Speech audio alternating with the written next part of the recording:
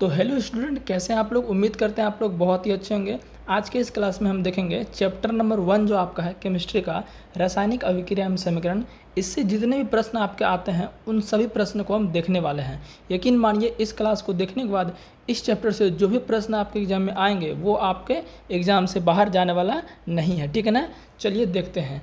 और इस चैप्टर से प्रश्न हमेशा आता ही आता है। 1-2 नंबर का ऑब्जेक्टिव आपको दिख जाएगा। अगर आपने तैयारी किया हुआ तो अच्छी बात है, आप अपना टेस्ट आजमा लीजिएगा कि हमें कितना आता है, ठीक है ना। तो पहला क्वेश्चन आप देख सकते हैं, निम्नलिखित में कौन अपघटन अभिक्रिया है।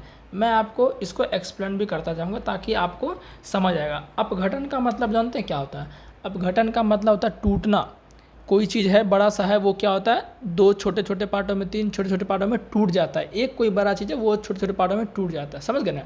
तो देखिए जरा इसमें अपघटन का मतलब क्या है, एक ही होना चाहिए अभिकारक में। अभिकारक तो आप समझते हैं, जैसे यहाँ पर देखिए ये तीर है, तीर आपको सब जगह, यहाँ भी तीर है, यहाँ भी तीर है। तो तीर के बाएं साइड जो है उसे अभिकारक कहते हैं, तीर के दाएं साइड प्रतिफल कहते हैं। ये सब आप जानते होंगे, ये सब बताने की जरूरत नहीं है। तो देखिए अपघटन पहचानने का एक ही तरीका है कि तीर के बाएं साइड एक ही कोई कंपाउंड होना चाहिए, यानी कि यौगिक होना चाहिए। तो हमें सिर्फ जो है ऑप्शन नंबर ग जो आपका है इसी में दिख रहा है कि तीर के बाएं साइड एक यौगिक है, बाकी किसी में नहीं दिख रहा है। तो सीधा सीधा ऑप्शन आपका क्या हो जाएगा, ऑप्शन नंबर ग यानी कि सी आपका हो जाएगा, ठीक है। देखिए ये आपका पोटेशियम क्लोराइड है। इनको जब हीट किया जा रहा है, यहाँ पर उष्मा दिया जा रहा है, तो ये जो है प्यारे साथियों ये टूट जा रहा है पोटेशियम क्लोराइड में और ऑक्सीजन गैस में टूट जा रहा है। यानी कि टूटा मतलब अपघटन हो गया, वियोजन हो गया, समझ गए ना। तो ऑप्शन सी इसका आंसर हो जाएगा, ठीक है ना। चलिए नेक्स्ट क्वेश्चन है, निम्नलिखित में कौन विस्थापन अभिक्रिया है। देखिए विस्थापन का मतलब क्या है, भाग जाना। विस्थापित मतलब हटा दो। जो मजबूत आदमी है वो कमज़ोर आदमी को अपनी जगह से हटा देता है, इसको कहते हैं विस्थापन, समझ गए ना। तो देख लीजिए ज़रा यहाँ पर हमें तो सीधा ऑप्शन नंबर सी दिख रहा है। क्यों, मैं आपको बता रहा हूँ। देखिए लोहा जो यहाँ आपको है, देखिए ये क्वेश्चन समझने के लिए आपको एक ऑर्डर याद रखना पड़ेगा।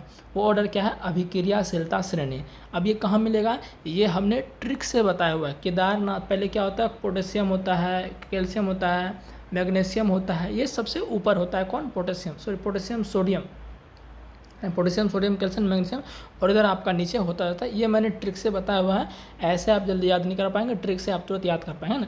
तो ये आपको ध्यान रखना है ना, तभी आप ये विस्थापन अभिक्रिया या द्विविस्थापन अभिक्रिया वाला प्रश्न जो है कर पाएंगे, ठीक है। तो इनको फिलहाल देख लेते हैं कि यहाँ जो आपका दिख रहा है ना, ये जो दिख रहा है आपको लोहा जो है ना Fe, ये क्या है आपका कॉपर से क्या है ज़्यादा पावरफुल होता है, यानी कह सकते हैं कॉपर से ज़्यादा ये रिएक्टिव होता है। तो SO4 के साथ जो Cu लगा है, ये कॉपर लोहा क्या करेगा, कॉपर को SO4 के साथ हटा देगा। क्यों, क्योंकि लोहा जो है कॉपर से मजबूत है, यानी कि अधिक क्रियाशील है, इसलिए यहाँ पर FeSO4 बन जाएगा और Cu बेचारा अलग हो जाएगा SO4 से, समझ गए ना। तो Fe ने क्या किया, Cu को विस्थापित कर दिया SO4 के साथ, समझ गए ना। तो ये आपका क्या विस्थापन अभिक्रिया का एग्जाम्पल है, ठीक है ना। चलिए अब मैं आपको नेक्स्ट क्वेश्चन बताता हूँ। नेक्स्ट क्वेश्चन आपका है, देखिए फिर ये विस्थापन से रिलेटेड है। निम्नलिखित में कौन उभय विस्थापन अभिक्रिया है।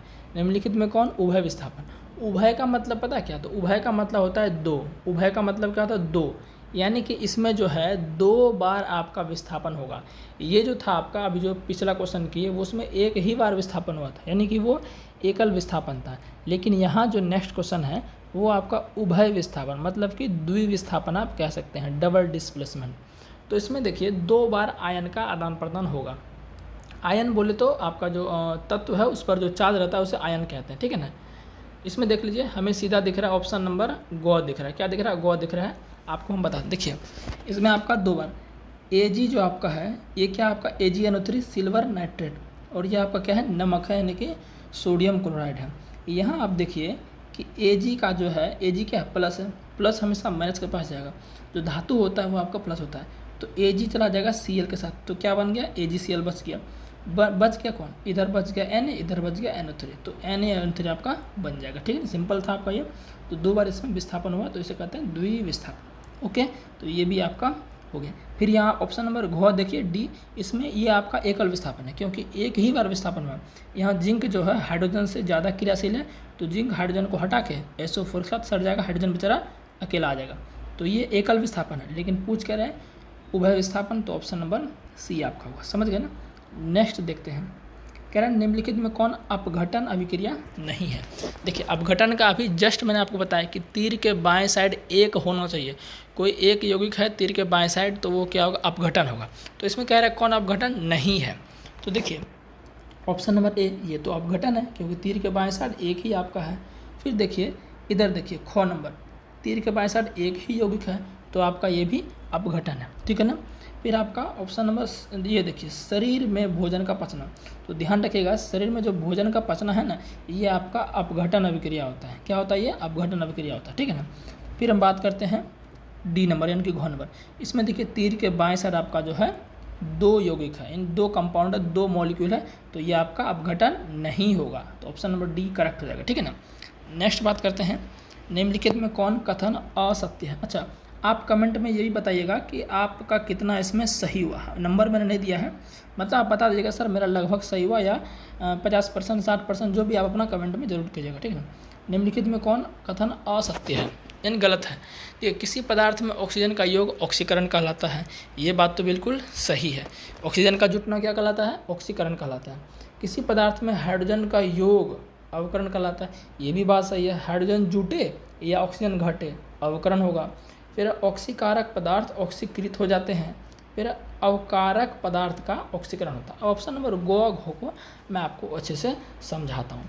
देखिए ऑक्सीकारक पदार्थ का मतलब पता है क्या होता है, जिस पदार्थ का अवकरण हो उसे ऑक्सीकारक कहते हैं। जिस पदार्थ का ऑक्सीकरण हो उसे क्या कहते हैं, ऑक्सीकारक पदार्थ। जिस पदार्थ का अवकरण हो उसे क्या कहते हैं, ऑक्सीकारक पदार्थ। तो ऑप्शन नंबर घ आपका जो है ये करेक्ट आंसर होगा। डी भी देख लेते हैं, अवकारक पदार्थ का ऑक्सीकरण होता है। अवकारक पदार्थ का क्या होता है, ऑक्सीकरण होता है। मैंने आपको बताया था कि जो पदार्थ आपका जो है अवकारक हो, यानी कहने का मतलब है अवकारक का मतलब क्या होता है, मैंने बताया जिसका ऑक्सीकरण होगा, जिसका ऑक्सीकरण होगा वो आपका क्या होगा, अवकारक। तो ऑप्शन नंबर डी सही है, लेकिन आपका सी गलत है, तो सी आपका करेक्ट आंसर हो जाएगा, ठीक है ना। उम्मीद है कि आप समझ गए होंगे। नेक्स्ट क्वेश्चन है अभिक्रिया Zn O + CO Zn + CO के संबंध में कौन सा कथन सही है। देखिए इस प्रश्न में आपको कह रहा है ऑक्सीकरण अवकरण के बारे में सवाल पूछ रहा है। तो आपको पता है कि ऑक्सीजन का जुटना किसी पदार्थ में ऑक्सीकरण कहलाता है, या इलेक्ट्रॉन का त्याग भी होना किसी पदार्थ से वो आपका ऑक्सीकरण होता है। तो देख लेते हैं यहाँ पर, देखिए आप इसमें एक मिनट मैं आपको अच्छे से, हाँ Zn O + CO Zn O, यहाँ देखिए इधर तीर के बाएं साइड देखिए Zn के साथ O था। कहने का मतलब है कि Zn के साथ O था, लेकिन जब रिएक्शन हुआ ना CO से Zn O का, तो Zn बेचारा अकेला हो गया। कहने का मतलब है Zn O से Zn बन गया, तो ऑक्सीजन का कमी हो गया इसके पास। तो ऑक्सीजन का कमी होना मतलब अवकरण, ऑक्सीजन का कमी होना घटना अवकरण। तो हम कह सकते हैं Zn O का यहाँ पर क्या हुआ, अवकरण हुआ है। तो Zn O का अवकरण ऑप्शन नंबर डी आपका सही आंसर है, समझ रहे ना। चलिए नेक्स्ट क्वेश्चन देखते हैं। फिर निम्नलिखित में कौन दहन अभिक्रिया, निम्नलिखित में कौन दहन अभिक्रिया है। देखिए दहन का मतलब क्या होता है, जलना। दहन का मतलब क्या होता है, जलना। तो उबलता हुआ जल, ये तो दहन का अभिक्रिया है नहीं, मतलब इसमें तो कुछ आग निकल नहीं रहा। मोम का पिघलना ये भी नहीं है। पेट्रोल का जलना, जब पेट्रोल को जलाएंगे तो क्या निकलता है, आग निकलता है। क्या निकलता है, आग निकलता है। तो ये आपका क्या हो जाएगा, दहन अभिक्रिया हो जाएगा, समझ गए।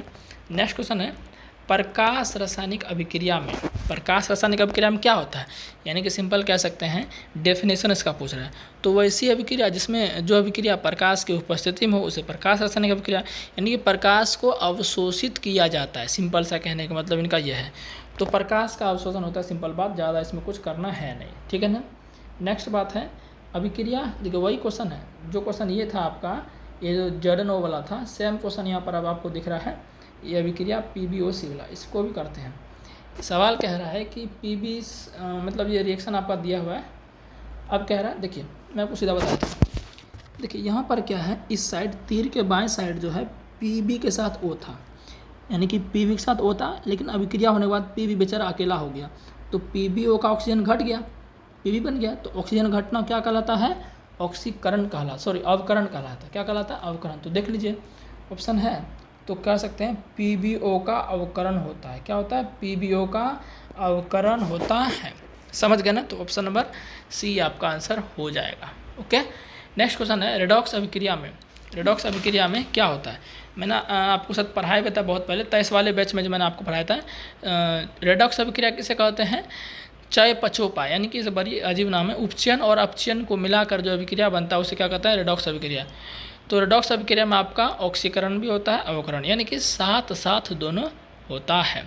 तो ऑप्शन नंबर आपका ये देख रहे हैं, ख नंबर, ऑक्सीकरण अवकरण दोनों साथ साथ होते हैं, ये आपका सही हो जाएगा। समझ गए ना। नेक्स्ट देखते हैं। नेक्स्ट आपका फिर है कि जिस न्यूनतम ताप पर कोई पदार्थ जलना प्रारंभ करता है उसे कहते हैं हम ज्वलन ताप। क्या कहते हैं, ज्वलन ताप। नेक्स्ट क्वेश्चन आपका है, अभिक्रिया KiCl2 + 2 KCl + I2 से पता चलता है कि, देखिए वही बात यहाँ पर विस्थापन वाला बात है। यहाँ देखिए KiCl2 था और इधर K के साथ Cl, यानी K के साथ इधर I था, लेकिन इधर K के साथ क्या आ गया, Cl आ गया। K के साथ क्या आ गया, Cl आ गया। और I जो था, I किसके साथ था, इधर देखिए इधर आप, I जो था इधर K के साथ था, लेकिन बेचारा I अकेला हो गया, यानी I को भगा दिया है। कौन भगा दिया, Cl भगा दिया ना, क्योंकि Cl के साथ जुड़ गया। तो कह सकते हैं Cl जो यहाँ पर है I से ज़्यादा अभिक्रियाशील होगा, तभी ना भगा दिया। तो ऑप्शन नंबर सीधा ख हो गया, I2 की तुलना में Cl2 अधिक क्रियाशील। सिंपल बात है। फिर है, द्रवित सोडियम क्लोराइड का विद्युत अपघटन करने पर क्या होता है। देखिए द्रवित सोडियम क्लोराइड का जब विद्युत अपघटन करते हैं ना, तो प्लस के पास माइनस जाएगा, माइनस के पास प्लस जाएगा। तो मैं आपको बता देना चाहता हूँ कि एनोड जो होता है ना, एनोड ये आपका जो होता है ये प्लस होता है। एनोड क्या होता है, प्लस, और कैथोड माइनस होता है। इस बात को ध्यान रखना, फिर आपका सवाल बन जाएगा। तो आपका जो है क्लोरीन गैस क्या होता है, आपका माइनस होता है, यानी क्लोरीन गैस अधातु है ना। अधातु क्या होता है, उस पर ऋणात्मक चार्ज होता है, तो ऋणात्मक जाएगा धनात्मक के पास। तो एनोड धनात्मक होता है, तो क्लोरीन गैस एनोड पर मुक्त होता है। सिंपल बात है, ज़्यादा इसमें कुछ करना है नहीं। नेक्स्ट क्वेश्चन है, खाना बनाने में प्रयुक्त द्रवीभूत पेट्रोलियम गैस का प्रमुख अवयव है।